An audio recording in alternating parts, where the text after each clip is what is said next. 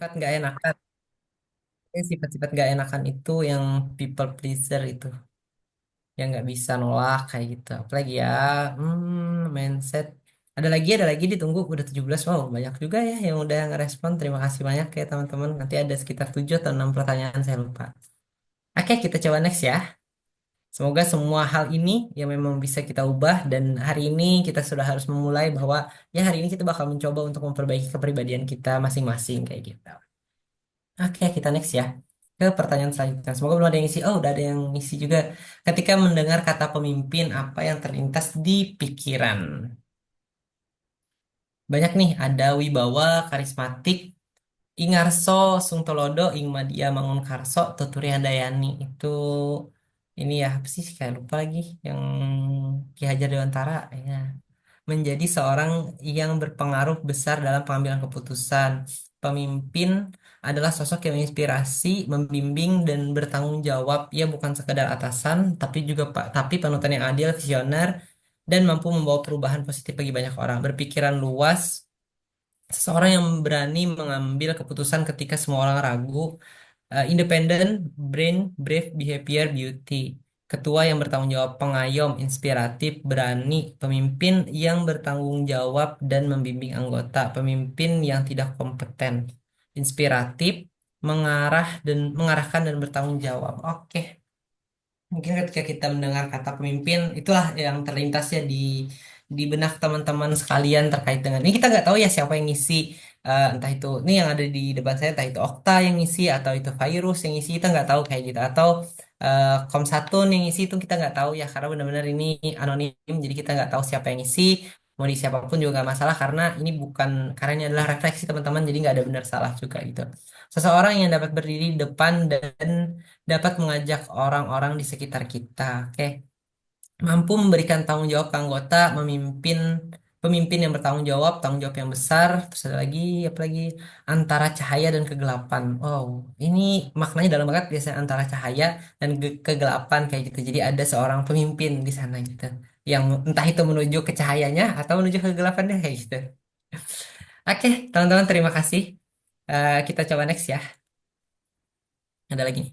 Nah, ini sebenarnya tentang mitos, fakta, dan tidak tahu kayak gitu. Jadi coba teman-teman bisa milih kan ya ini tinggal klik antara mitos, fakta ataupun tidak tahu. Pemimpin harus selalu dominan dan tegas. Itu ada yang bilang mitos, ada juga yang bilang fakta kayak gitu.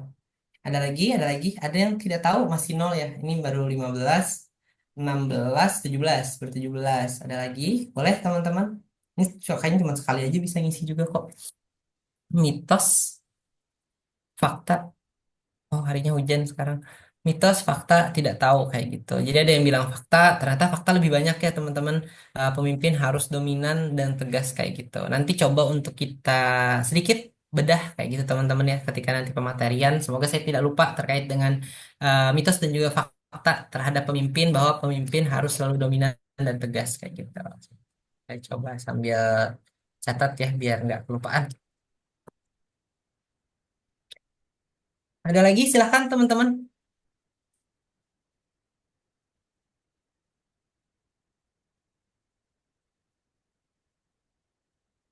Oke, kita next ya, teman-teman, ke pertanyaan selanjutnya. Tentang mitos fakta juga, pemimpin itu bawaan dari lahir, bukan dibentuk, kayak gitu.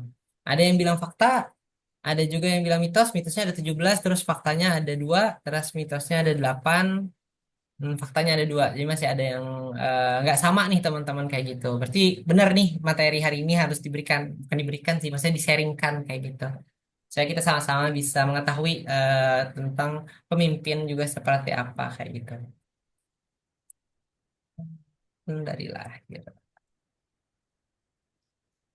Oke, kita ke pertanyaan terakhir kalau nggak salah. Bukan, 2 pertanyaan terakhir nih. Pemimpin itu selalu punya jawaban. Oke, ini tengah-tengah nih. Ada yang nggak tahu, ada yang mitos, ada yang fakta juga kayak gitu. Oke, silahkan teman-teman diklik aja. Nggak ada yang salah ya teman-teman semua.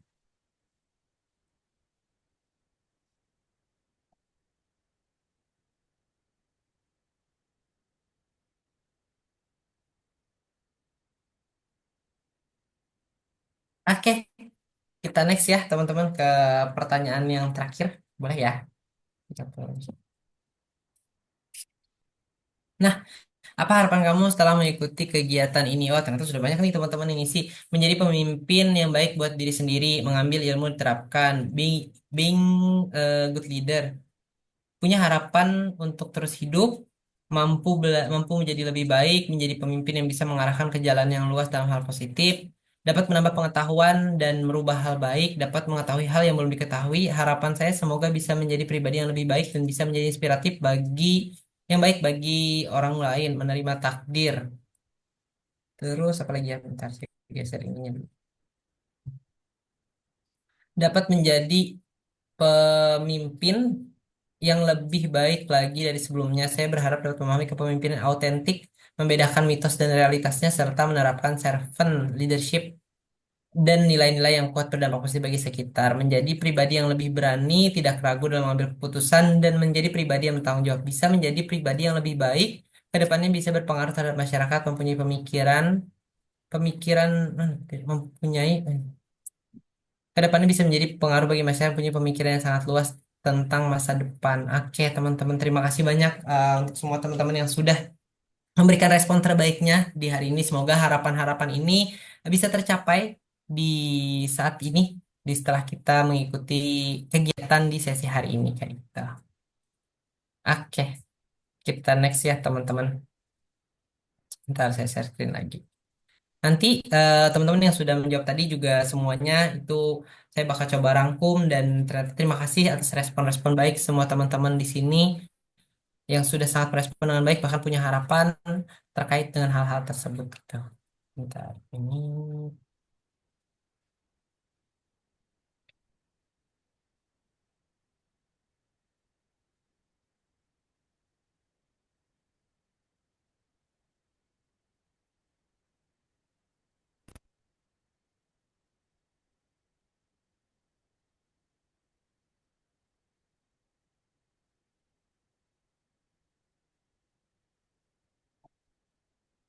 semoga jalan ya teman-teman ininya share screen-nya. Kayaknya lagi sedikit kurang ini. Ya, nggak jalan ternyata bentar. Tapi harus di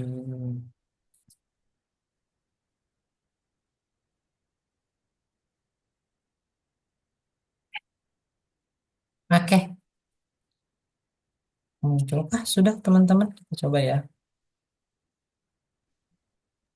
Sip, sudah muncul, Kak. Sudah muncul. Oke, teman-teman.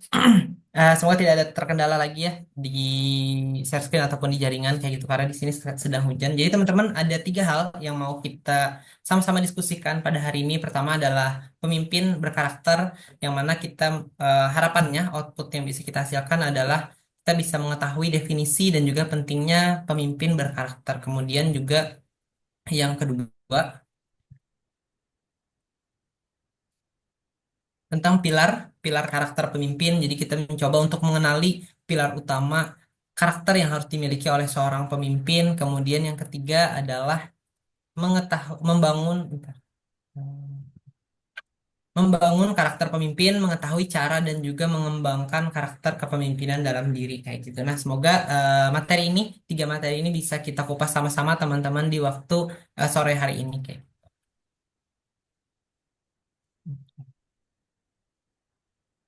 Nah, teman-teman bicara tentang pemimpin, saya pengen diskusi sebenarnya sama teman-teman ya, minta tolong juga dibantu sama Okta karena kalau ada yang resen saya tidak melihat, jadi dibantu sama Okta bisa langsung ditunjuk kayak gitu.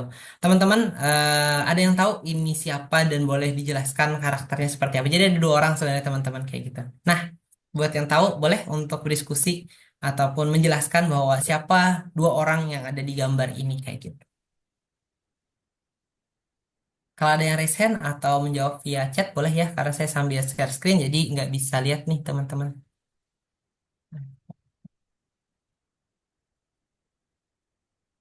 Ada Okta yang mau menjawab? Ya, teman-teman, siapakah yang ada di gambar tersebut? Silahkan teman-teman yang mau menjawab atau mencoba menjawab siapa dua orang yang ada di gambar ini. Nggak ada jawaban yang salah dan benar karena kita ya benar tadi saya juga balik lagi bahwa kita coba untuk saling berbagi teman-teman karena ya kita tidak melihat apa yang benar apa yang salah ya, tapi bagaimana untuk bisa menjadi seorang pemimpin gitu. Ini salah satu dua orang pemimpin ya teman-teman. Tapi ada dua dua perbedaan yang bakal ditemukan gitu. Boleh, adakah Okta yang mau menjawab tuh? Ada yang resen kayaknya. Rumah Rumah Natul Janah. Boleh langsung silahkan. Izin mau nyoba jawab, Kak. Kalau yang di sebelah kiri Mahatma Gandhi. Oke, yang sebelah kanan? Nggak tahu. Gak tahu. Oke, Mahatma Gandhi. Kenapa Mahatma Gandhi jadi masuk dalam tokoh seorang pemimpin? Tahu sedikit banyak? Pernah baca kayak dia menyatukan apa gitu, tapi udah lupa Kak, soalnya udah lama banget bacanya. Ya, oke, bener sih udah lama banget nih sebenarnya kayak gitu. Sebenarnya tokoh-tokoh sekarang juga banyak kayak gitu, tapi nggak apa-apa kita coba untuk sedikit mengingat kembali teman-teman. Terima kasih. Siapa tadi panggilannya Jannah ya? Terima kasih Panggilannya rumah, Jannah. Kak. Oke, terima kasih Rumah Rumah Nato. Oke, silahkan yang lain barangkali ada yang mau mencoba menjawab. Biasanya kalau Genji itu suka untuk menjawab-jawab kayak gini, tapi dia searching dulu, baru habis itu langsung jawab kayak gitu. Ya nggak masalah juga sih sebenarnya gitu kan, nggak ada yang salah juga gitu. Mohon izin Kak, Boleh ya teman-teman. Ya silahkan siapa itu? kayaknya itu yang sebelah kanan itu Presiden Zambia deh, kayaknya pernah lewat. Namanya siapa? Kaunda, Kaunda apa gitu Kak? Oke. Oke, terima kasih jawabannya. Ada lagi? Silahkan teman-teman. Kalau ada yang Eh, Mohon izin untuk menjawab juga. ya, Eh, Sepengetahuan saya yang di kanan itu Gandhi, mantan diktator dari Uganda. oke. Ada lagi mungkin yang mau mencoba menjawab dan menjelaskan kenapa satunya Mahatma Gandhi, terus satunya siapa, dan kenapa dua orang ini menjadi seorang pemimpin gitu. Ada yang angkat tangan kah? Saya nggak lihat, maaf ya teman-teman. Karena di layarnya tidak kelihatan yang ini, yang raise hand. Mohon izin menjelaskan, Kak. Ya, boleh silahkan. Atikah ya? Atika Untuk Inayah. ya, untuk yang di sebelah kiri itu Mahatma Gandhi adalah pemimpin gerakan kemerdekaan India yang dikenal dengan prinsip ahimsa atau tanpa kekerasan dan satyagraha perlawanan tanpa kekerasan. Itu dari saya, kalau tidak salah ya, Kak. Oke, terima kasih Atika. Oke, teman-teman, terima kasih banyak yang sudah mau berdiskusi sama saya di sore hari ini. Kita coba next ya, biar kita sama-sama tahu. Tapi, teman-teman, ini pure tidak bukan berdasarkan dari saya ya, bukan berdasarkan dari saya karena ini dari AI gitu, dari AI. Jadi kalau salah, mohon mohon maaf kayak gitu. Jadi kalau dibilang, ah ini nggak bener Kak, karena pemimpin karakter itu ada yang berkarakter. Jadi ini saya coba untuk menggambarkan bahwa ada dua orang pemimpin, satunya memiliki karakter, satunya itu ya tidak memiliki karakter lah bahasanya kayak gitu supaya kita bisa memahami bahwa sepenting apa sebenarnya pemimpin yang punya karakter kayak gitu. Kita coba next ya. Ini menurut AI ya teman-teman. Nah, oke, jadi benar yang pertama itu ada Mahatma Gandhi, tokoh yang memang memimpin India menuju gerakan kemerdekaan, tapi dia itu memang gerakan-gerakan yang non kekerasan banget kayak gitu dan ketidakpatuhan sipil. Terus yang kedua itu Idi Amin. Benar tadi ada yang sempat menjawab ya Presiden Uganda dari tahun 1971 sampai 1979 dikenal dengan rezim yang memang sangat brutal, jadi menyebabkan kematian dan penderitaan bagi ratusan ribu orang kayak gitu. Tadi saya coba cari-cari contohnya juga ada Adolf Hitler, tapi ternyata banyak juga ternyata konspirasi-konspirasi tentang Adolf Hitler. Jadi yang minim konspirasi itu ada di Idi Amin sama Mahatma Gandhi kayak gitu. Ini sebagai sedikit gambaran teman-teman. Tapi kalau dibilang ini benar atau salah, saya tidak bisa menjawab itu benar atau salah karena saya juga mencoba untuk mencari-cari informasi beberapa hal yang memang kita bisa menggambarkan ada tokoh-tokoh pemimpin yang punya karakter dan juga pemimpin yang karakternya bisa dibilang minim kayak gitu dan sebenarnya seperti apa gitu. Oke, teman-teman, jadi secara definisi pemimpin berkarakter itu adalah pemimpin yang memang memegang teguh nilai-nilai moral dan juga etika dalam setiap tindakan dan juga keputusannya, serta seseorang yang mampu memberikan arahan, mengendalikan dan juga memberdayakan suatu sistem yang akan dibuat demi mencapai tujuan yang diinginkan. Jadi sebenarnya seorang pemimpin itu harus tahu dulu terlebih utama itu adalah tujuan kayak gitu. Jadi kita harus tahu dulu tujuan seperti apa yang mau kita bentuk kayak gitu. Dan juga pemimpin berkarakter itu nggak harus juga sebenarnya teman-teman untuk bisa mempunyai banyak orang kayak gitu. Bisa jadi pemimpin itu adalah untuk dirinya sendiri kayak gitu. Jadi dimulai dari benar-benar dirinya seperti apa kayak gitu. Nah, tadi juga berkaitan sama teman-teman ketika dibilang apa kalimat pertama kali atau kata yang terlintas di pikiran teman-teman semua ketika mendengar kata pemimpin kayak gitu. Oke.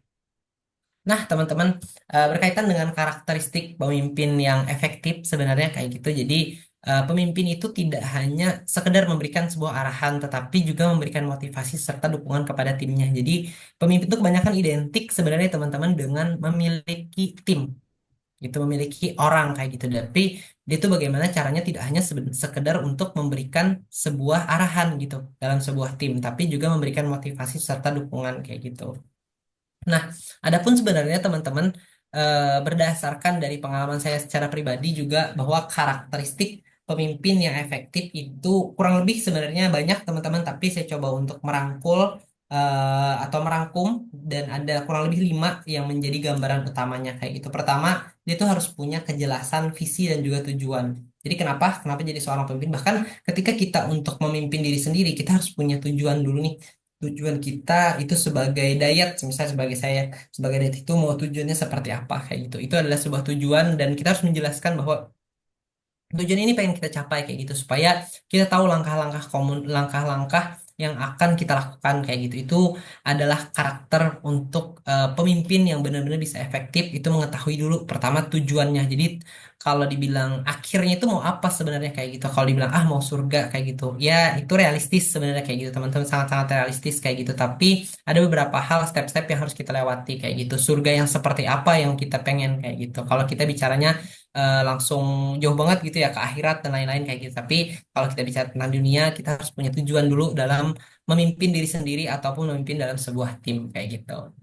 Terus yang kedua, yang paling penting juga teman-teman adalah kemampuan komunikasi. Nah, komunikasi ini itu sangat berkaitan sama koordinasi juga kayak gitu. Karena nggak sedikit juga bahwa banyak kegagalan-kegagalan yang terjadi dalam dunia kepemimpinan itu adalah karena kegagalan dalam komunikasi kayak gitu. Jadi, komunikasi itu adalah sebuah kemampuan yang memang sebenarnya bisa dilatih, teman-teman. Bisa sangat dilatih untuk kita bisa mampu mengkomunikasikan itu dengan orang lain. Kalau teman-teman pernah mendengar ada interpersonal skill, ada intrapersonal skill kayak gitu. Jadi bagaimana cara kita untuk berkomunikasi dengan orang lain maupun berkomunikasi dengan diri kita secara pribadi kayak gitu. Karena itu adalah kemampuan kita dalam memimpin.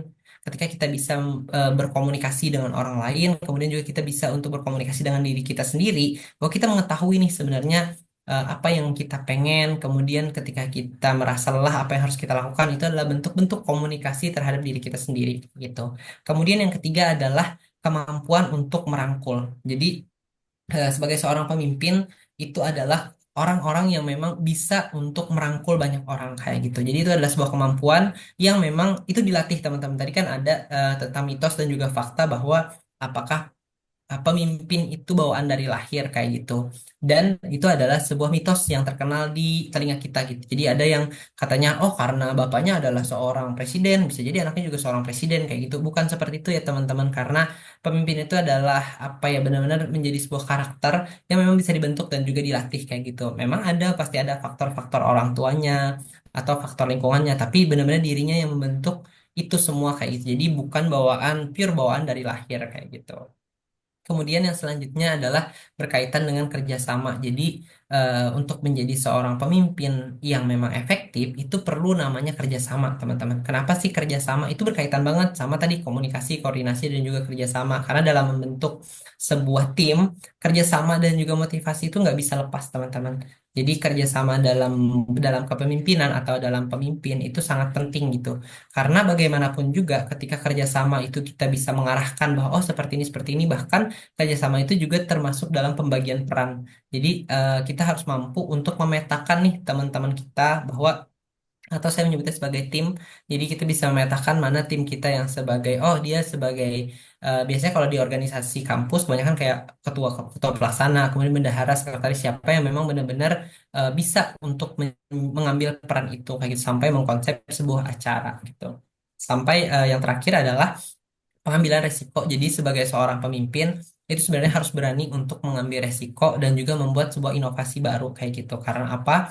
Karena bagaimanapun juga resiko itu pasti ada, kayak tinggal seorang pemimpin itu berani atau tidak untuk mengambil resiko itu kayak gitu, dan juga sudah siap sebenarnya. Jadi teman-teman kalau sebagai seorang pemimpin ya sudah nih ambil aja resikonya, tapi tanpa ada pertimbangan itu juga sangat keliru kayak. Tapi harus benar-benar matang pertimbangannya seperti apa kayak gitu. Nah, teman-teman, sampai sini dulu. Barangkali ada penjelasan saya yang kurang jelas atau terlalu cepat, boleh untuk konfirmasi atau mau ditanyakan atau mau berdiskusi dari beberapa materi tadi, definisi, kemudian juga karakter pemimpin yang efektif seperti apa. Terus ada juga Mahatma Gandhi dan juga satunya tadi. Silahkan teman-teman kalau memang ada pertanyaan atau ada konfirmasi, boleh? Ada, boleh raise hand ya kalau memang ada pertanyaan atau via chat juga boleh, sangat diperbolehkan ya teman-teman. Mohon izin bertanya, Kak. Ya, boleh, siapa? Hairunisa ya? Kan seorang pemimpin yang efektif itu dia harus berani mengambil resiko. Bagaimana cara kita untuk menghindari pemimpin yang tidak konsisten, ragu-ragu dalam mengambil resiko? Terima kasih. Oke.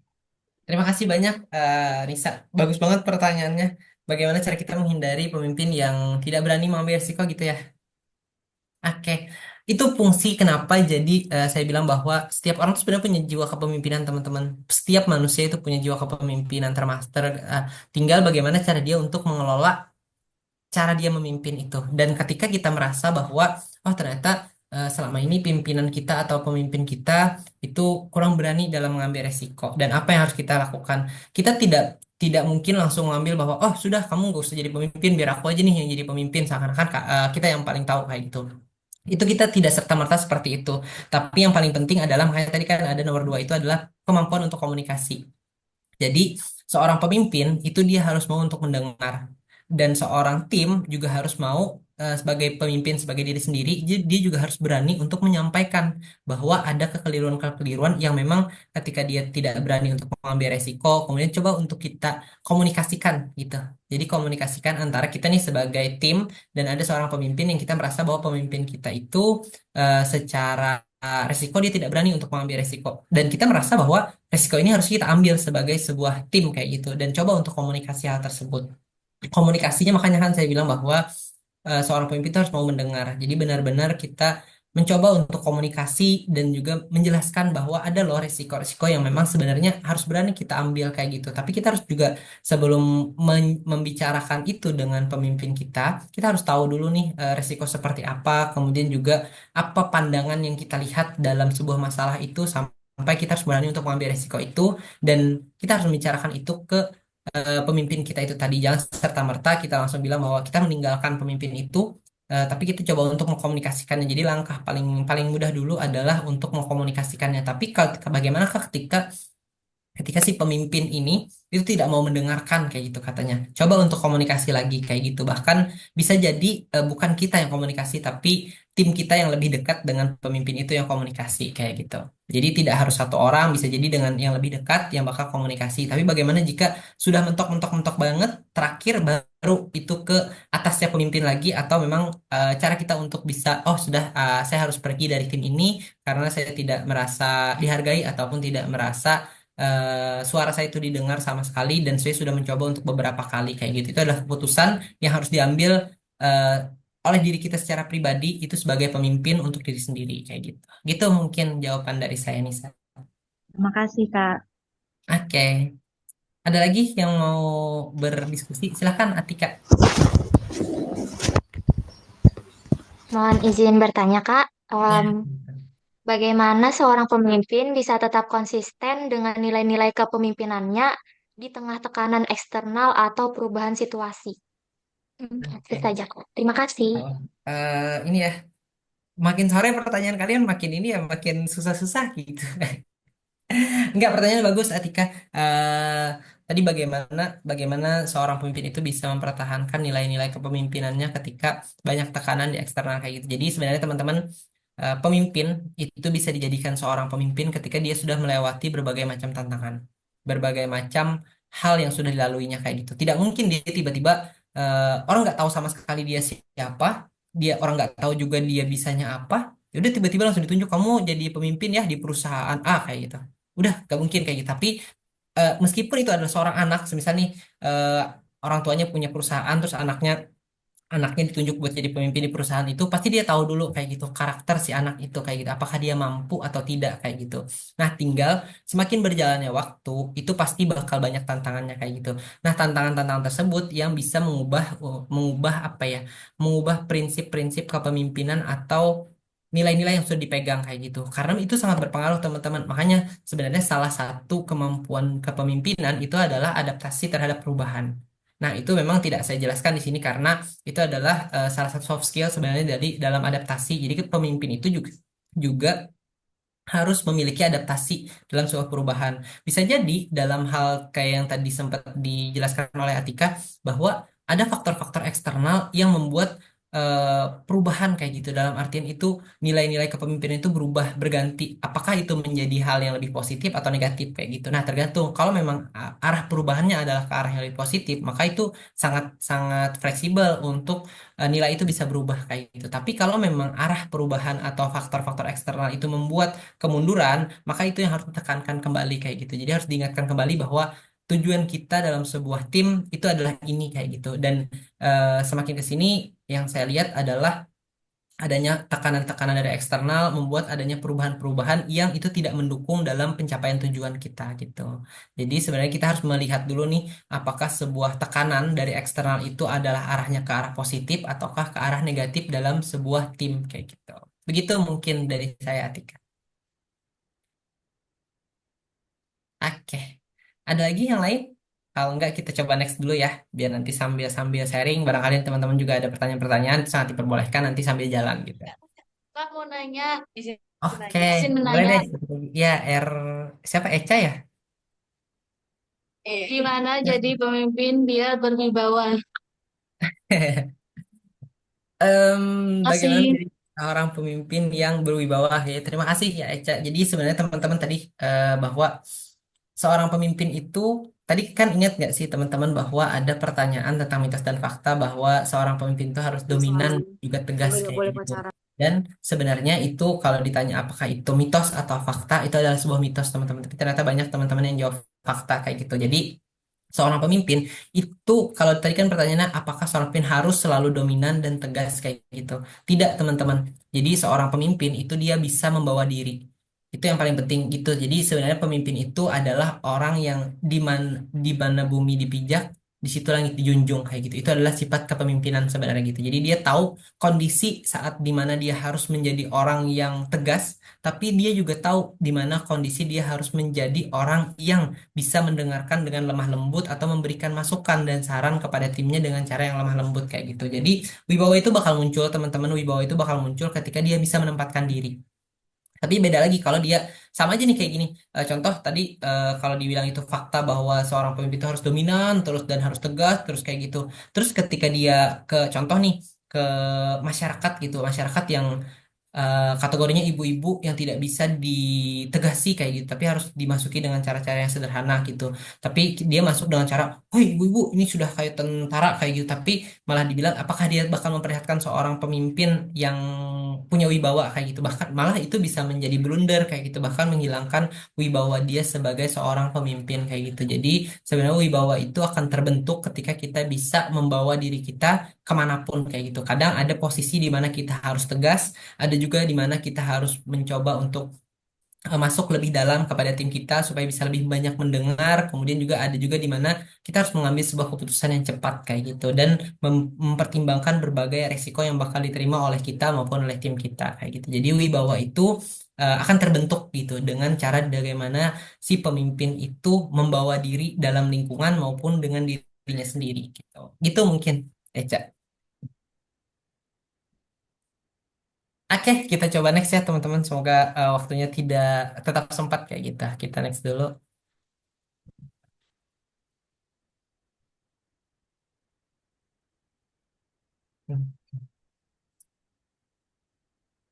Nah, teman-teman, semoga ini bisa terdengar ya suaranya dari video ini. Sebenarnya videonya juga lumayan panjang nih, teman-teman. Tapi semoga sempat ya sekitar kurang lebih 3 sampai 4 menitan. April 11, 1970, Apollo 13 astronauts Commander Jim Lovell, Fred Hayes, and Jack Swigart embarked on what was supposed to be an incredible mission to the lunar surface.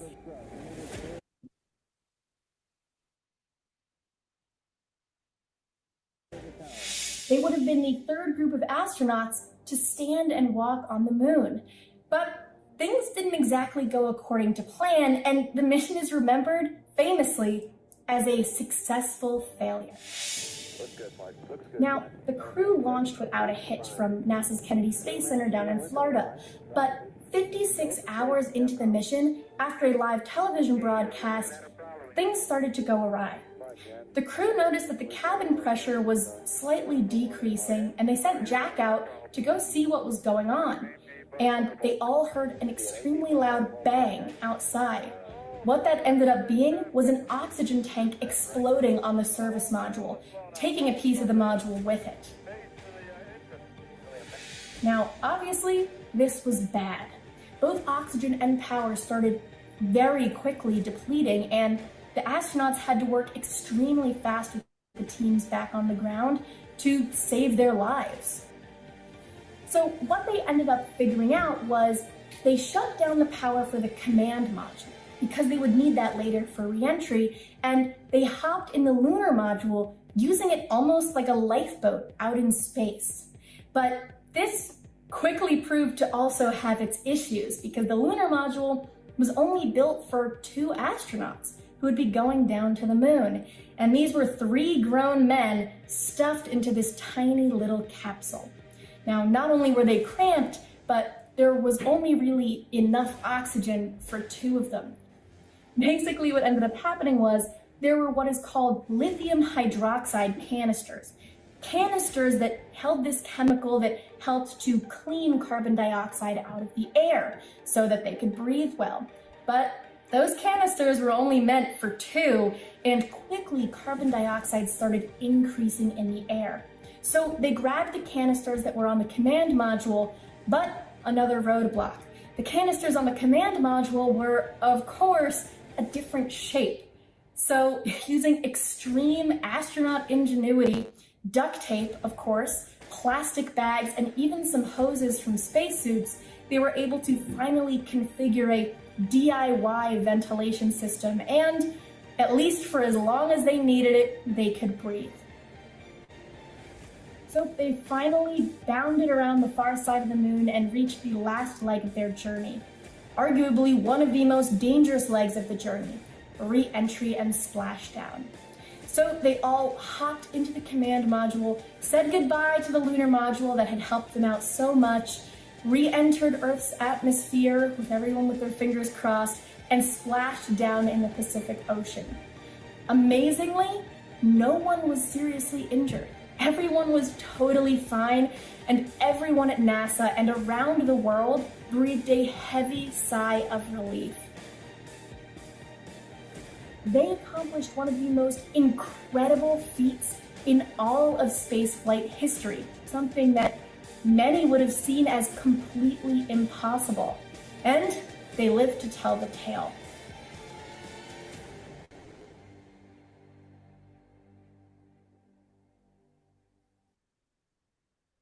Ignition sequence has started. 6, 5. Oke, teman-teman, mungkin tadi juga nggak ada translate-nya lah, mohon maaf di bawahnya juga nggak ada translate, tapi semoga teman-teman sedikit banyak bisa mengerti apa yang dimaksud. Jadi kenapa salah satu yang saya suka dalam sebuah Apollo 13 itu adalah tentang bagaimana mereka itu gagal, tapi dibilang sukses gitu, kegagalan yang sukses kayak gitu. Jadi kalau secara intinya dari video tadi juga sempat dijelaskan bahwa sebenarnya di tahun 1970-an kayak gitu, jadi ada misi ketiga itu dari Apollo untuk mendarat ke bulan kalau nggak salah, mendarat ke bulan, kemudian tapi mengalami kegagalan ledakan kayak gitu sehingga tapi mereka bisa selamat kembali ke bumi kayak gitu. Jadi ada beberapa pelajaran-pelajaran dalam kepemimpinan dan juga kerjasama yang memang bisa diambil kayak gitu. Makanya sebagai judulnya itu adalah kegagalan yang sukses kayak gitu. Jadi gagal untuk menuju bulan tapi sukses untuk bisa kembali ke bumi kayak gitu. Dan juga ada beberapa pelajaran teman-teman yang bisa diambil dari situ yang berkaitan banget sama kepemimpinan dan juga kerjasama kayak gitu. Dari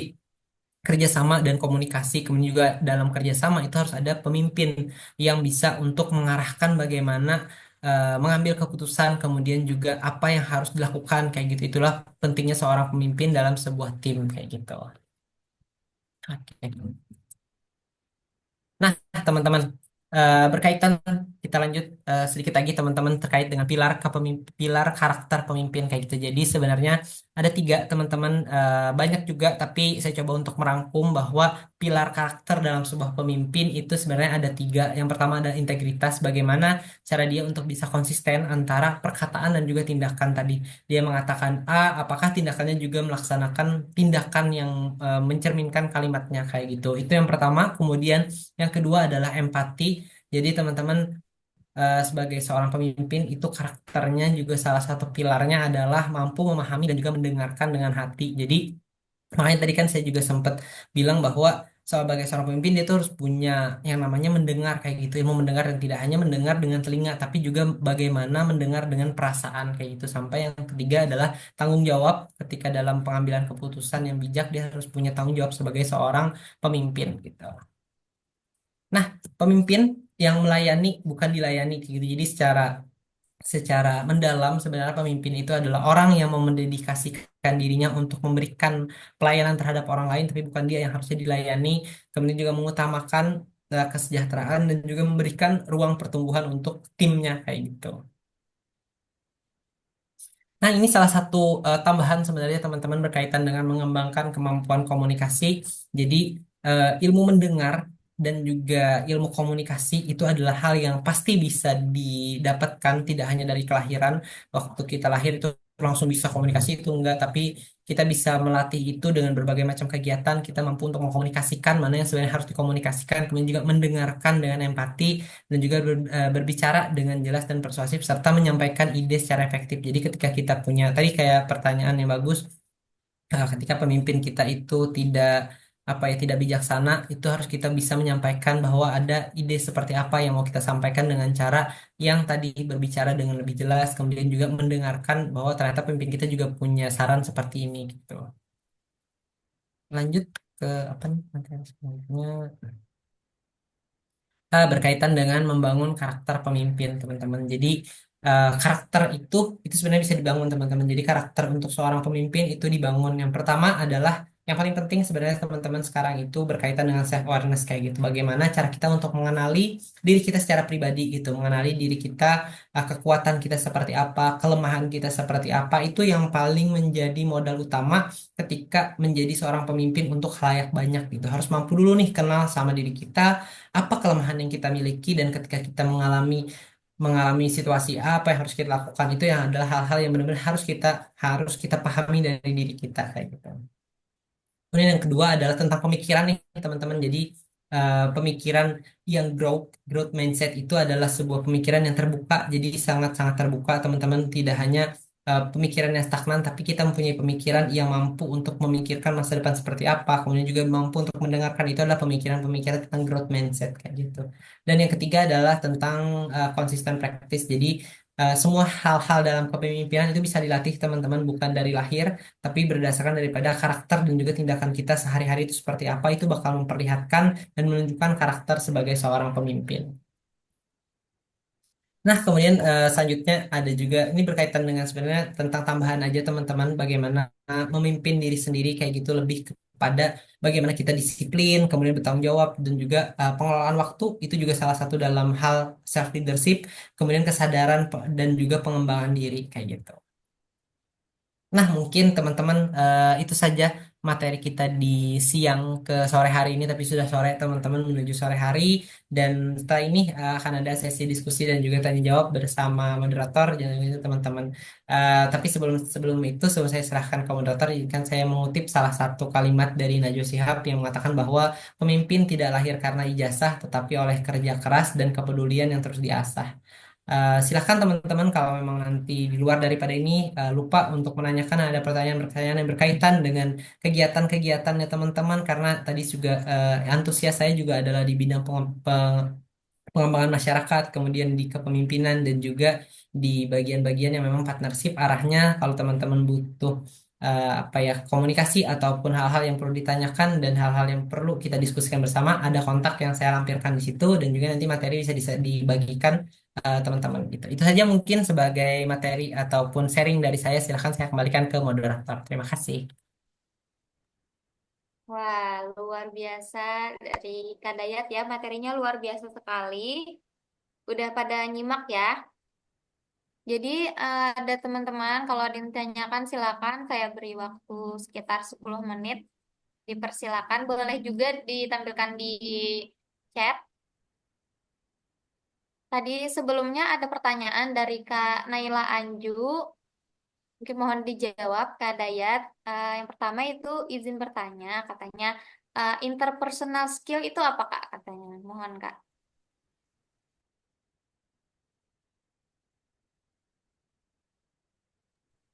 Oke, teman-teman. Terima kasih tadi juga saya sempat lihat ada berkaitan dengan interpersonal skill dan juga intra. Jadi ada dua sebenarnya teman-teman. Itu kalau nggak salah yang pernah saya dapatkan di dalam ilmu komunikasi. Jadi ada yang namanya interpersonal skill sama intrapersonal skill kayak gitu. Jadi kalau interpersonal skill itu adalah bagaimana cara kita berkomunikasi dan juga berinteraksi dengan orang lain. Itu inter ya teman-teman, inter. Jadi bagaimana cara kita untuk berkomunikasi dengan orang lain kayak gitu. Itu termasuk dalam ilmu komunikasi yang memang kita bisa memahami tujuannya interaksi seperti apa kayak gitu. Itu untuk ke orang lain kayak gitu. Tapi ada salah satunya tadi yang sempat saya sebutkan adalah intrapersonal. Jadi intrapersonal itu adalah bagaimana cara kita untuk berkomunikasi dan juga berinteraksi dengan diri kita sendiri, termasuk bagaimana cara kita mengelola emosi, termasuk bagaimana cara kita untuk mengetahui kelemahan diri kita, kemudian mengetahui juga tujuan kita seperti apa. Itu adalah intrapersonal. Jadi hal-hal tersebut itu mampu untuk kita mengenal diri kita kayak gitu. Jadi ada dua jenis komunikasi yang saya ketahui bahwa ada interpersonal dan juga intrapersonal kayak gitu. Bagaimana cara kita mengelola diri kita dan bagaimana cara kita untuk membawa diri kita ke orang lain gitu. Itu mungkin Okta. Baik, terima kasih Kak atas interpersonal skill dan intrapersonal skillnya. Boleh teman-teman yang lain jika ada yang ditanyakan? Baik, mohon izin bertanya juga. Sebelumnya perkenalkan nama saya Satriono Saputra dari Universitas Lambung Mangkurat.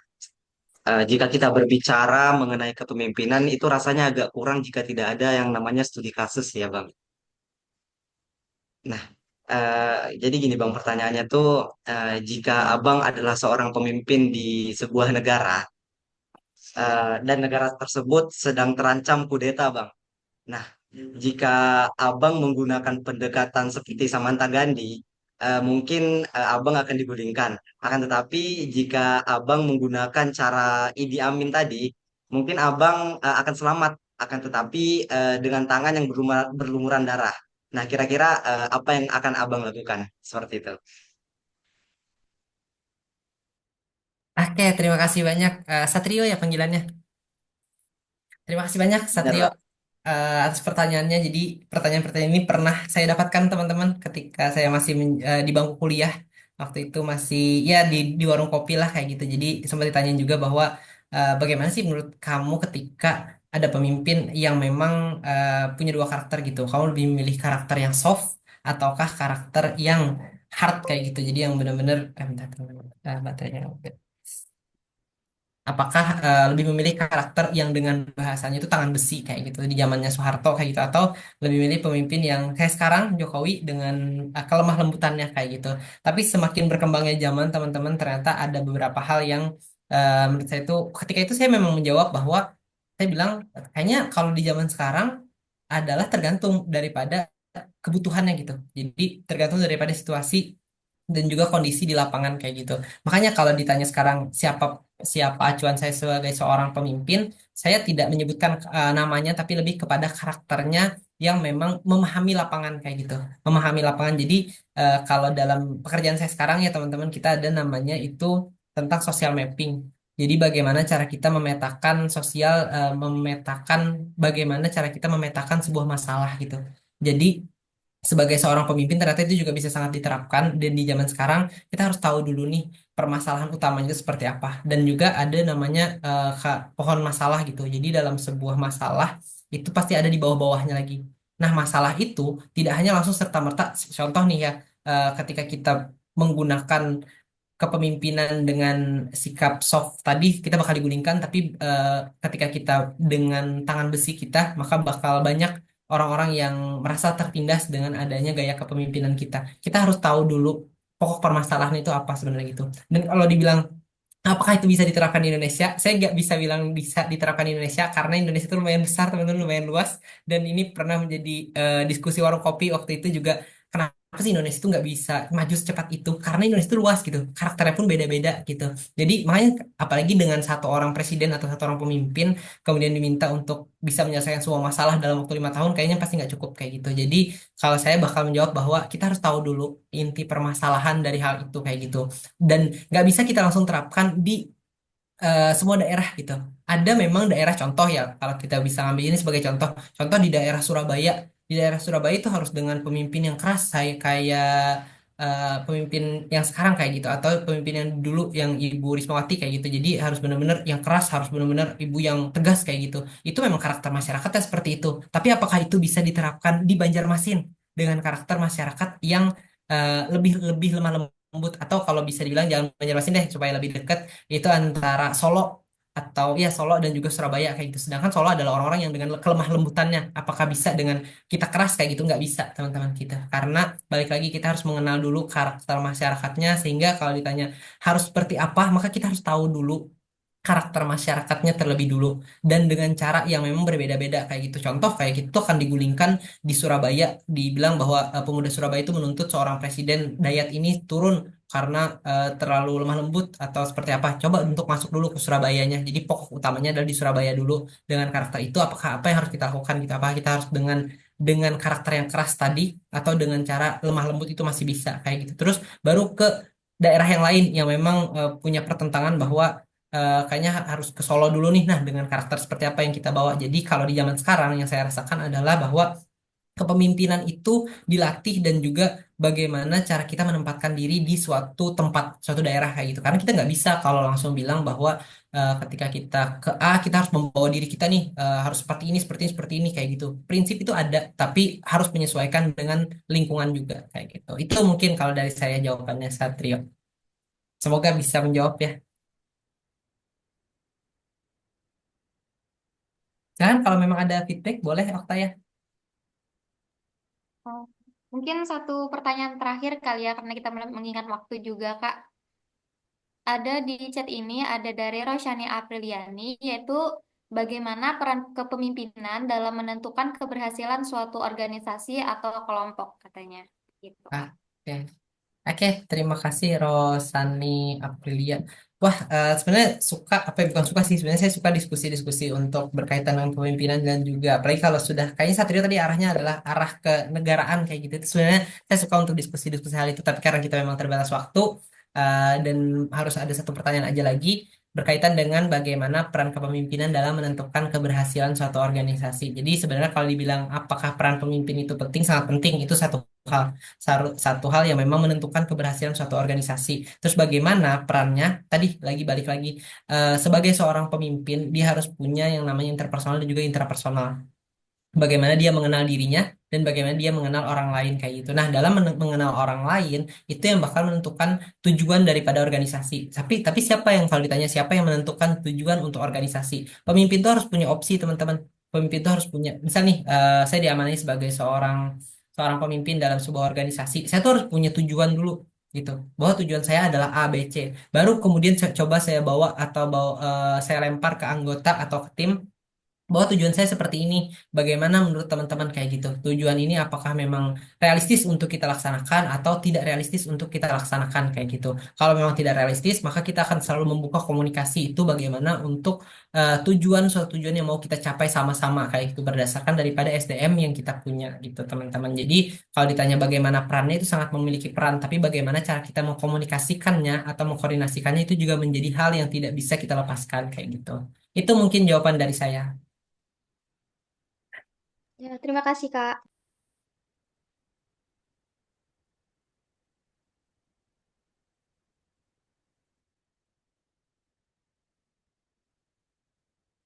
Ada di penghujung acara. Terima kasih untuk Kakak Muhammad, Kakak ya, Kakak, Abang, Bapak nih. Luar biasa. Jadi terima kasih untuk teman-teman semuanya juga. Maaf kalau kita keterbatasan waktu, akan ada pertemuan-pertemuan lainnya dengan mentor-mentor lain ya. Jadi sabar-sabar dulu aja. Jadi ada saya beberapa yang saya cakup di sini dari materi kita pada hari ini, yaitu yang pertama tadi, tidak hanya memberikan pemimpin juga tidak hanya memberikan arahan, tetapi juga memberikan motivasi dan dukungan. Itu dari Kakak Muhammad Hidayatullah. Apakah ada closing statement dari Kakak? Oke, terima kasih banyak Okta atas kesempatannya juga hari ini saya bisa bertemu dengan teman-teman dan ini bukan pertama kali teman-teman saya mengisi tentang materi berkaitan dengan kepemimpinan dan ternyata via online juga memberikan antusias yang sangat luar biasa dan saya sangat senang ketika teman-teman tadi diberi kesempatan untuk diskusi di tengah-tengah. Ternyata ada beberapa beberapa yang mau diskusi kayak gitu. Itu menjadi bekal utama teman-teman sebagai seorang pemimpin dia itu harus berani mendengar dan juga berani untuk menanyakan kayak gitu. Jadi teman-teman percayalah bahwa setiap orang itu dilahirkan sebagai seorang pemimpin. Tapi pemimpin yang baik itu adalah pemimpin yang bisa untuk terus mengasah kemampuannya kayak gitu. Itu saja mungkin dari saya. Mohon maaf jika ada salah kata. Terima kasih banyak. Saya tutup. Assalamualaikum warahmatullahi wabarakatuh. Saya kembalikan ke moderator. Terima kasih. Wassalamualaikum warahmatullahi wabarakatuh. Sebelumnya kita dokumentasi dulu, Kak. Oke, tim teknis, mohon izin.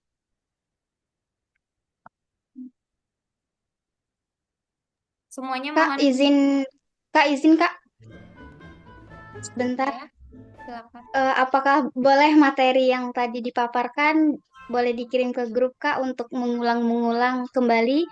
Karena tadi saya juga masuknya nggak dari awal banget. Makasih Kak. Terima kasih, nanti boleh nanti dibantu share ya. Oke, kita dokumentasi dulu semuanya. 3, 2, 1. Oke, lagi. 3, 2, ganti gaya ya, ganti gaya. Apa kayak gitu? 3, 2, 1. Semuanya tangannya kayak gini. Jangan lupa stop kekerasan. 3, 2, 1. Terima kasih semuanya atas waktunya. Saya tutup. Saya selaku moderator, maaf apabila ada kesalahan, kekurangan itu dari saya dan kelebihan semuanya milik Allah Subhanahu wa taala. Wassalamualaikum warahmatullahi wabarakatuh. Waalaikumsalam warahmatullahi wabarakatuh. Kasih Kak.